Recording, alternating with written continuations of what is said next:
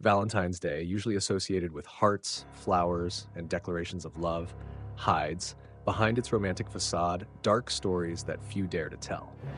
In today's video, you will hear horror stories inspired by real events, where love turns into obsession, jealousy into violence, and passion into murder. We will discuss shocking cases such as Heather Jordan, stalked and killed by her coworker Martin Corns, a man consumed by a sick obsession; Kathy Riley, whose husband Tony, driven by jealousy and rage, killed her lover David in broad daylight; and the tragic story of Tiana Notice, murdered by her ex-boyfriend James Carter Sexth, even after obtaining a restraining order. These accounts show us that terror does not come from ghosts or monsters, but from ordinary people who, driven by desire, ego, and possessiveness, commit unimaginable acts. What is most striking in all these stories is how obsession and jealousy can disguise themselves as love, and how small decisions, accepting an invitation, ignoring warning signs, trying to keep the peace, can trigger fatal consequences.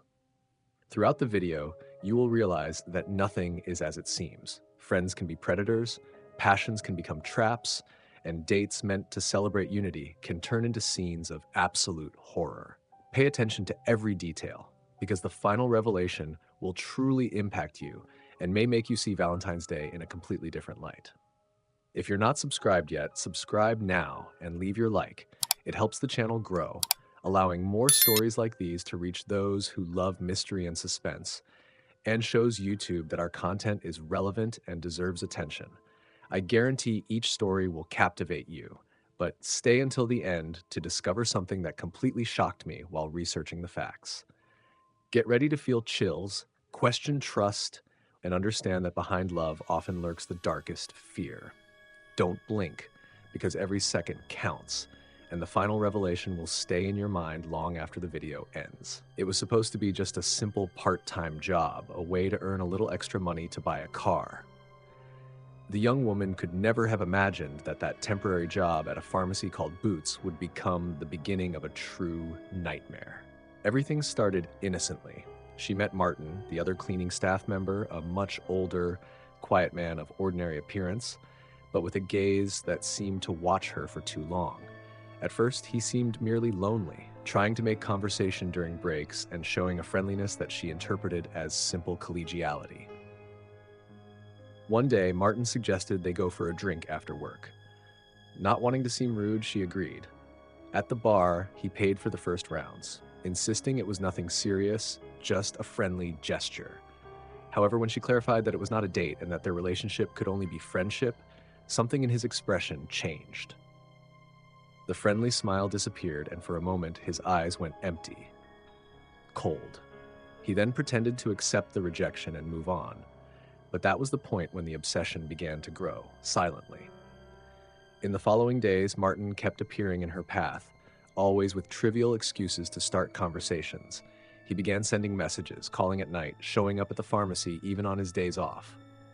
The young woman tried to be polite, avoiding conflict, but his insistence grew like a shadow creeping into her life. Colleagues began to notice her discomfort, and that's when she decided to distance herself completely. When she rejected him outright, Martin lost control. His messages became desperate declarations, filled with phrases about destiny, soulmates, and signs from the universe. He claimed they were meant to be together, that nothing could separate them. The tone, once needy, turned sickening and threatening. The work environment became unbearable. Every corridor seemed to hide Martin's eyes. Every sound resembled his footsteps. She resigned, hoping that would end the torment. But Martin did not accept the ending. On Valentine's Day morning, he appeared in front of the store with a bouquet of red flowers, smiling disturbingly and saying, "Happy Valentine's Day." She refused the flowers and continued working, pretending to be normal, but inside she was trembling. Later that night, while going out to get the mail, she felt something strange, a gaze, an invisible weight. When she looked up, she saw Martin standing across the street, motionless, watching her. His smile was a mixture of tenderness and madness. She had never given him her address, which meant he had followed her home, watching her without her knowledge. Panicked, she ran inside and locked the door as he slowly approached. The knocking started minutes later, soft at first, then louder, as if he were trying to get in. She called her mother to ask about how to get a restraining order, but decided to wait until she finished her last week of work. On her last day, she thought it was over. Martin hadn't shown up all day. Walking home, she crossed a dark park, and that's where the terror finally caught up with her. From behind a tree, Martin appeared with a look of insane devotion and a crumpled letter in his hands. "I came to give you my gift," he murmured. Trembling, the young woman tried to back away, but he kept approaching, insisting she could not deny the love that bound them, that the universe had connected them forever. She begged him to leave, but her words only enraged him. His whispers turned into screams. The glint of something metallic reflected the dim light of the park, and then silence fell. Later, the police found the torn letter near the victim's body, with pieces of red flowers stained with blood around it. The story, based on real events, echoed as a dark warning. Behind kind gestures and polite smiles, there can lurk an obsession capable of destroying everything. Martin, the man who claimed to love, proved that love, when corrupted by madness, can be the deadliest trap. After she made it clear that nothing beyond friendship could exist between them, something inside Martin broke. The man who had once seemed merely lonely began acting as if possessed by a dark force, an obsession that grew day by day, eroding the little reason that remained in him. At first, it was just simple messages sent at an unsettling frequency. Good morning, good night, how are you? But soon they turned into an uncontrollable torrent of texts, dozens per hour at all hours of the day. Long, confusing messages, filled with words about destiny, eternal love, about how he knew she was the woman the universe had placed in his path. When she started ignoring him, he reacted like someone in withdrawal. The messages became desperate, begging for replies, and then threatening, demanding that she not make him suffer like this. The calls came in the middle of the night, the phone shattering the silence of her room and making her heart race. Sometimes he said nothing, just breathing on the other end of the line, as if he wanted her to know he was there, listening, present. Other times he murmured incoherent phrases, talking about how they were destined to be together, how she was testing him, and that he would pass every trial that love demanded. From there, the torment took physical form. Martin began showing up at the pharmacy on days he wasn't working, saying he just wanted to see her for a few minutes, to catch up. He would stand in the aisle, watching her from a distance, that fixed, empty smile on his face. Every time she turned, she would find him staring. His gaze was no longer that of a colleague, but of a predator studying its prey. When the manager asked him to stop coming outside of work hours, Martin pretended to comply, but his behavior became even more disturbing. She began noticing a car parked near the bus stop, the same one every day, with someone inside watching. A motionless silhouette, the face hard to discern, but she knew it was him. At night, he sent messages describing the clothes she had worn that day, the conversations she had with other colleagues, the times she left and returned from work. He knew everything. Then came the most terrifying blow. He appeared in front of her house. She had never told him where she lived, ever, which meant he had followed her, perhaps for days, mapping every route, every corner. On a cold night, when she went out to take out the trash, she saw a shadow at the end of the street. Her heart froze. It was him, standing under the yellow light of a street lamp, watching silently. For a moment, they both froze, the air between them like a rope about to snap. His smile was the same as always, kind on the surface, but completely empty, soulless. She ran inside, locking every door and window, but the fear was already inside the house. She knew Martin was out there somewhere waiting. The messages that night didn't stop. You are mine. I found you. Now I can protect you.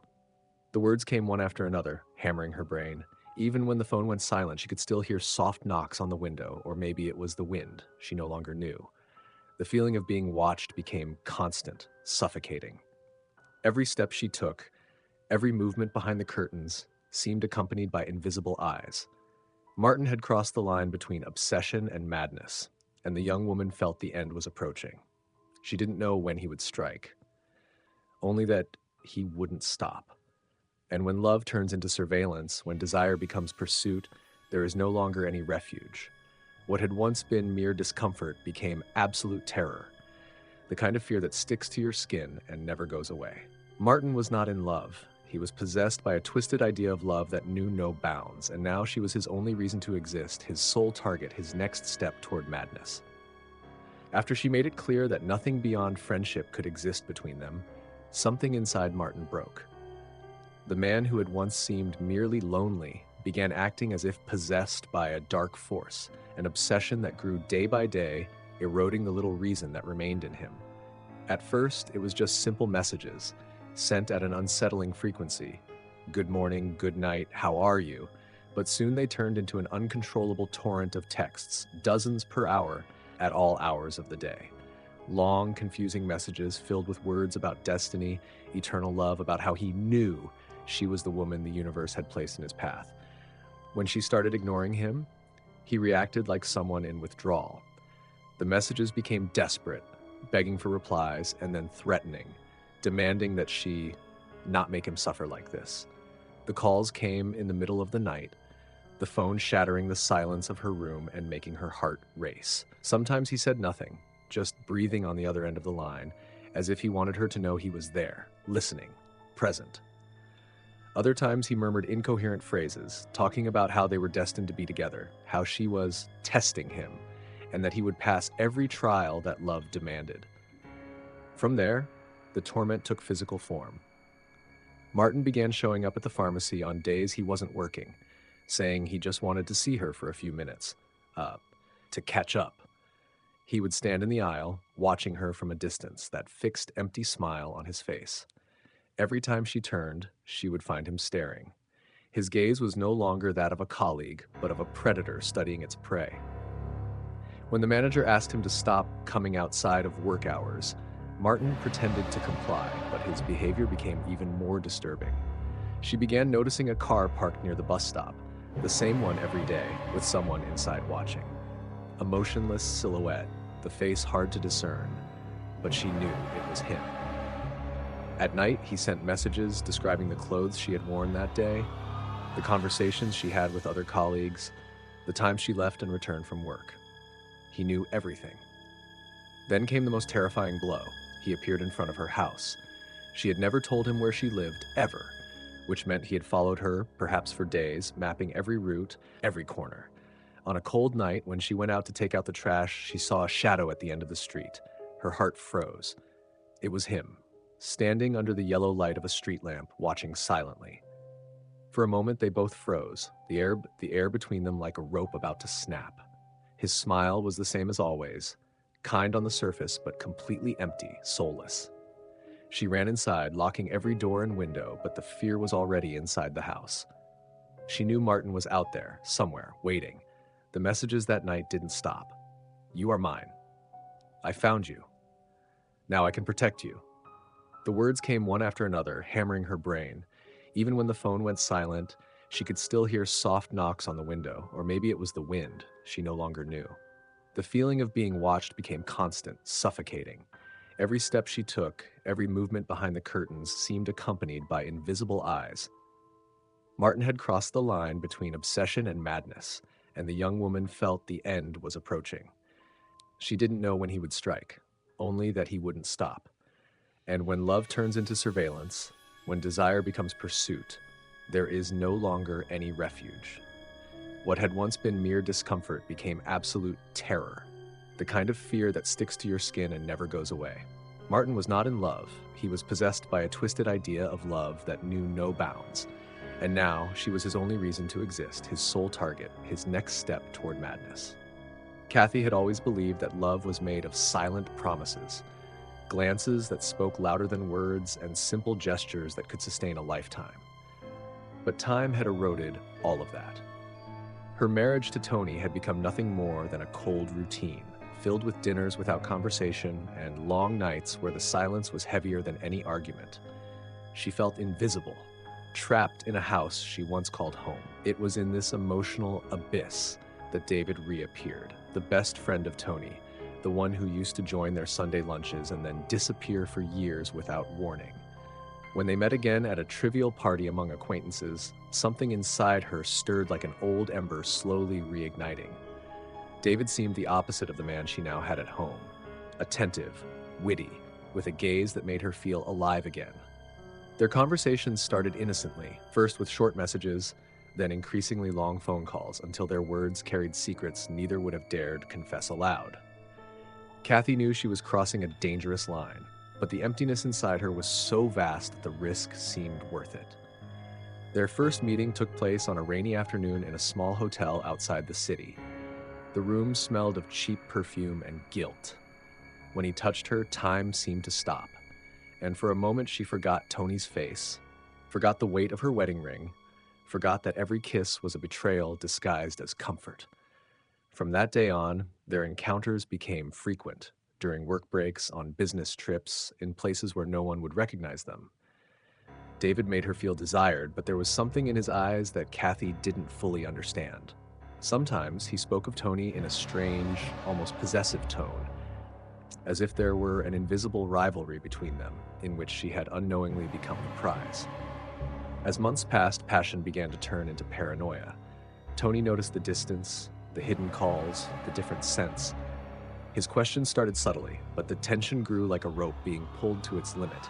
Kathy tried to deny it, lied, swore it was just stress, but Tony's gaze said he knew. David, on the other hand, began to change. The loving messages gave way to demands, to irrational jealousy. He showed up unannounced, saying he loved her, that Tony didn't deserve her, that she should leave everything behind and run away with him. Kathy felt fear.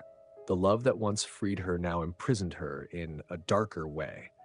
One night, while Tony was asleep, she heard a sound from the garden.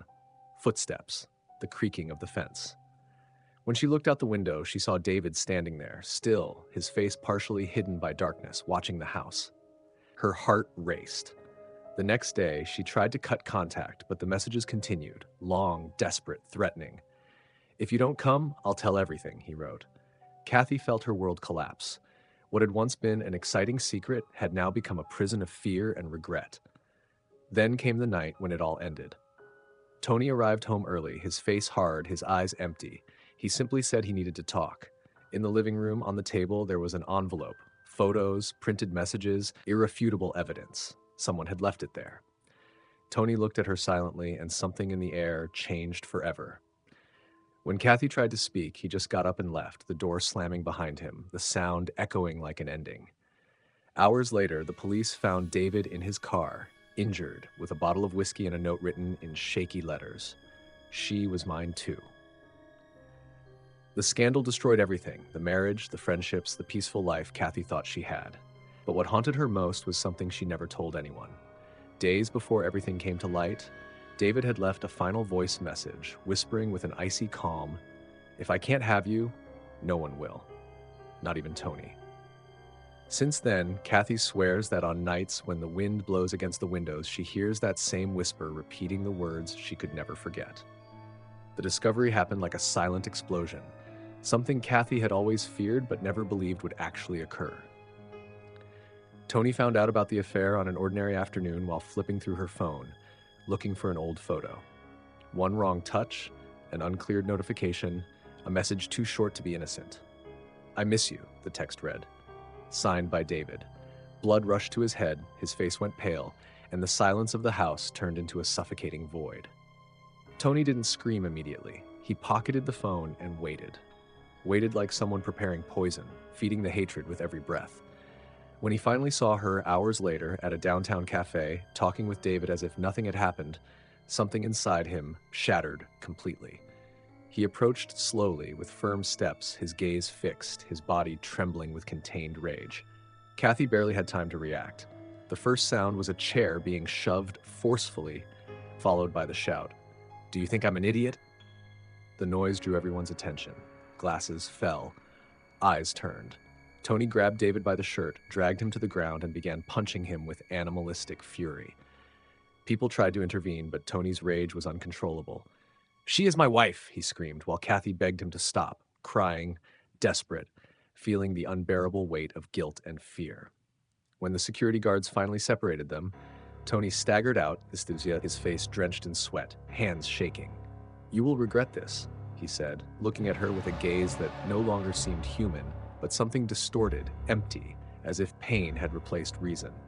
From that night on, the house ceased to be a refuge. The air felt heavy, the walls echoed with silence, and Tony had become a stranger within his own home. He spoke little, drank excessively, and watched Kathy with a coldness that made her shiver. Sometimes she would wake in the middle of the night and find him standing at the edge of the bed, just staring, his red eyes glowing in the darkness. "Are you thinking about him?" he would ask in a hoarse voice, and when she didn't answer, the silence became a threat. Once, he locked all the doors and windows, hiding the keys. He said it was for safety, but the tone he used sent chills down her spine. Love had turned into something sick, an obsession bordering on madness. Tony began leaving notes around the house, short, disturbing phrases, written in the uneven handwriting of someone who had lost control. "I know when you lie. You will never deceive me again. I am watching you." Kathy began to fear breathing too loudly. Every sound was a trap, every step could trigger an explosion. And when she tried to leave the house, he blocked the door, pushing her against the wall with enough force to leave her breathless. "You are my wife," he whispered, "and you will remain so, even if I have to remind you every day." The following weeks were a nightmare. Tony alternated between tears and violence, between promises of forgiveness and veiled threats. He claimed he still loved her, but his love had become a prison, a chain tightening with every attempt she made to escape. Kathy began losing weight, sleeping poorly, living in a constant state of alert. Tony's shadow was everywhere, in the windows, in the hallways, in the sound of slow steps through the house during the night. And the worst was the feeling that he was planning something, a final act that would end it all. One night, she heard him speaking alone in the basement, his voice low, heavy with rancor. "If she doesn't love me anymore, then no one will." The words echoed like an omen. Since then, Kathy has lived on the edge of collapse, trapped in a routine of fear and regret. Sometimes she thinks about running away, but every time she tries, she encounters a new obstacle: a changed lock, a car without fuel, a missing phone. Tony always seems one step ahead, as if he knows every move she makes. And in the rare hours when he sleeps, Kathy watches him and wonders when exactly the man she once loved became this stranger, a ghost of flesh and hatred, now inhabiting her home and her life like a living curse. Valentine's Day dawned under a gray, heavy sky, as if the world sensed the disaster that was about to unfold. Kathy tried to act naturally, telling Tony she was going out to take care of some things, but her hands shook as she put on her coat. Tony, seated at the table, watched her every move with a gaze that mixed calm and something deeper, a silent fury, ready to burst. When she left, he waited a few minutes, lit a cigarette, and slowly stood up. In the mirror, his reflection showed a man who was no longer the same, his face marked by sleepless nights, deep-set eyes, a cold expression. In the coat pocket, the metallic weight of the revolver seemed to pulse in time with his racing heart. He knew exactly where she was going. Obsession had become surveillance. For days, Tony had silently followed Kathy, observing every detour, every disguised glance, every lie spoken in a trembling voice. And that morning, the trail led him to David's house. The street was quiet, lined with bare trees and shuttered windows. Tony parked a few meters away and stayed there for a moment, just watching. When he saw Kathy knock on the door and be greeted with a hug, something inside him broke. Jealousy, hatred, the sense of humiliation, all exploded into a single thought. "They're laughing at me." The sound of the engine shutting off was the last remnant of reason the man abandoned. He got out of the car, walked to the door, and knocked hard. Inside, Kathy flinched. David frowned and approached the entrance. When he opened the door, he found Tony expressionless, eyes fixed. "We need to talk," he said, and before any words could be exchanged, the first shot rang out. The sound was deafening, a thunder of fury cutting through the morning silence. David fell backward, blood spreading across the floor, his expression of surprise frozen forever. Kathy screamed, trying to run to him, but Tony aimed the gun at her. "You lied to me, Kathy," he murmured, his voice hoarse, trembling. "You said it was love, but you turned me into a ghost." Tears streamed down her face, but Tony seemed not to see them. He breathed rapidly, like a cornered animal, backing toward the wall, revolver still in hand. Neighbors began shouting. Someone called the police. Within minutes, the street filled with sirens and red lights flashing like open wounds in the darkness. Inside, Kathy wept over David's body while Tony paced in circles, muttering incoherent words caught between regret and madness. "I just wanted you to love me again," he repeated. "I did everything for you." The officers pleaded for him to drop the weapon, but Tony didn't seem to hear. The sound of his sobs mingled with the click of metal in his hands. He pressed the gun to his own chin, then lowered it again, looking at Kathy with an empty gaze, as if wanting to imprint her face one last time. "You destroyed everything," he whispered. When he finally stepped out the door, hands still stained with blood, he raised the revolver and aimed at the police. A voice pierced the air. "Drop the gun, Tony." The silence that followed lasted only a second, but felt like an eternity. Then the shots, 3, fast, sharp. Tony's body fell to the ground, lifeless, just a few meters from the car where he had arrived. Kathy watched everything, paralyzed, unable to breathe. Valentine's Day ended drenched in blood, and the love that had once been a promise became a headline. The tragedy resonated as a terrible warning, for the story was not just a dark fiction, it was real. Kathy Riley and David Glenn Nichols existed. She, a woman trapped in a deteriorating marriage, he, the man who offered her a glimpse of affection, and Tony, the husband consumed by jealousy until devoured by his own insanity. The brutal, desperate crime shocked the nation and left a scar time would never erase. They say that even today, anyone passing by David's old house at night swears they hear echoes, a man's voice murmuring through sobs and heavy footsteps, repeating the same phrase that marked the end of everything. "Love is forever, Kathy, forever." Kathy met Alex on MySpace, back when everything seemed innocent, messages, laughter, and virtual promises of love. His profile was too perfect. Well-taken photos, a fascinating life story, and a charm that won her over. At first, everything seemed magical. He sent flowers, notes, and daily messages, and Kathy believed in love. But soon, lies about his job, past, and family surfaced, and small imperfections became signs of control. He demanded passwords, monitored her social media, and reacted angrily to any suspicion. When Kathy decided to end things, Alex's obsession became terrifying. He showed up at her workplace outside her home and sent relentless messages. The police granted a restraining order, but nothing stopped him. Silent calls in the middle of the night, disturbing notes, shadows watching from afar. Kathy lived in paranoia, locking windows, changing routes and addresses, but the fear never ceased. One day, she found the door ajar, a red rose, and a torn photo. He had been there. The psychological terror shaped her life. Lights kept on, constant moving, continuous vigilance. And yet, mysterious messages kept arriving, signed only, "With love, A." Alex was never proven guilty, vanished, or changed his identity, but the evil he carried remained. On quiet nights, Kathy still swears she hears his voice whispering softly, like in the old MySpace days, "You never left me, I'm still here." A love story turned nightmare, a reminder that obsession can dwell in any familiar shadow.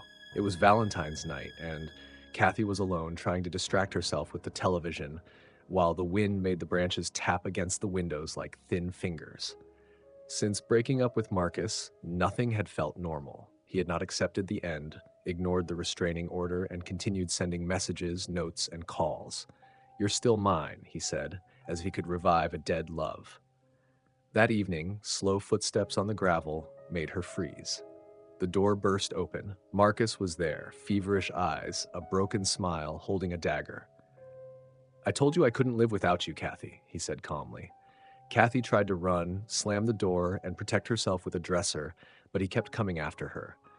The sound of his strikes echoed through the hallway as she begged for the police. He laughed.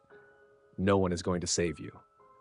The attack culminated with Marcus grabbing her, the dagger gleaming before plunging into the darkness. Her screams were swallowed by the night. When the police arrived, it was too late. Marcus had fled, leaving a red rose on her body. Hours later, he was found wandering, murmuring her name. The crime shocked the city. A love story turned tragedy, inspired by the real-life murder of Tiana Notice, stabbed more than 20 times by her ex despite having a protection order, after repeatedly warning authorities about her fear. Her death serves as a reminder that true horror often springs from what we once called love. Tiana Notice lived in constant fear, knowing that James Carter II would not leave her alone. The threats began subtly, messages, notes, and silent phone calls at night, but quickly escalated into constant stalking and intimidation. Every plea for help to the police was ignored. Restraining orders and detailed warnings about Carter's obsessive behavior had no effect. For Tiana, each day was a calculation. Which doors to lock, which windows to watch, which routes to take, which friends or relatives could protect her. She tried everything, changing her phone, blocking numbers, seeking legal protection, but nothing stopped Carter, whose obsession only grew. On the night of the attack, the accumulated fear exploded brutally. Carter broke into her apartment, ignoring the protection order, and attacked her with extreme violence, leaving her agonizing and unable to defend herself, while the silence of the authorities loomed around her. Tiana's death became a symbol of systemic failure, showing that laws and protection orders are insufficient without strict enforcement. Her tragedy sparked public outrage and drove legal reforms, strengthening the enforcement of restraining orders, introducing specialized police training, and implementing stricter protocols for protecting victims of domestic violence. Even with these changes, the memory of her death lingers, haunting the system and reminding us that failing to act in time can be fatal. Tiana's story is a grim warning. Real danger can reside in any home. Warning signs are often ignored, and justice is only served when it learns to hear the silent cries before it's too late. Her legacy transformed policies, reinforced legal protection, and continues to echo as a caution that every plea must be taken seriously before violence destroys another innocent life. Each story reveals the darkest side of the human mind, where love and desire turn into weapons of silent destruction. What should be affection and trust, Valentine's Day, becomes a deadly trap marked by fear and violence. Innocent gestures, sweet words, and promises of care twist into possession, jealousy, and obsession, turning concern into surveillance, stalking, and threats to life. Martin and Heather show how rejection can lead to incessant messages, unexpected appearances, and premeditated murder. Kathy faces Tony's possessiveness, which explodes into public violence and constant domestic intimidation. Tiana Notice, despite a protection order, is killed after authorities ignore her pleas for help. Even seemingly ordinary relationships, like Kathy with David or the MySpace case, reveal how manipulation and lies evolve into control, threats, and physical violence. Obsession erodes rationality and transforms affection into death. And Valentine's Day, a symbol of union, becomes a stage for stalking and murder. The line between love and danger is thin, and normality is merely a mask behind which eyes watch, hands wait, and minds consumed by jealousy lurk. Terror does not come from the supernatural, but from the familiar. Those who should love and protect, yet unable to accept boundaries, turn love into imprisonment and desire into a death sentence. Each narrative, despite differing details, conveys the same message. Human obsession is relentless, jealousy is deadly, and what should celebrate love can become an absolute nightmare. And so we reach the end of our video, Valentine's Day Horror Stories, a deep dive into accounts that show how love, when mixed with obsession and jealousy, can turn into something truly frightening. I hope each story made you reflect on how thin the line between passion and danger can be. If you enjoyed the video, don't forget to leave a like and subscribe to the channel. Your subscription is essential for us to continue bringing dark, mysterious, and suspenseful content, helping YouTube understand that our work deserves to be shown to more people. If you want to support the channel even further, consider using Super Thanks, a way to contribute financially and help maintain the production of increasingly engaging stories. But if that's not possible, no worries. Leave a comment sharing what you thought of the video, which story gave you the most chills, and whether you've ever experienced something that scared you. I love reading every comment, and knowing your opinions makes all the difference for the channel. And before you go, don't forget to watch the video appearing on the screen now. It's even more captivating than this one, full of mystery, suspense, and surprises that will keep you hooked from beginning to end. Don't miss it, because it's impossible not to get drawn in. Thank you for watching, and see you in the next video full of terror and mystery.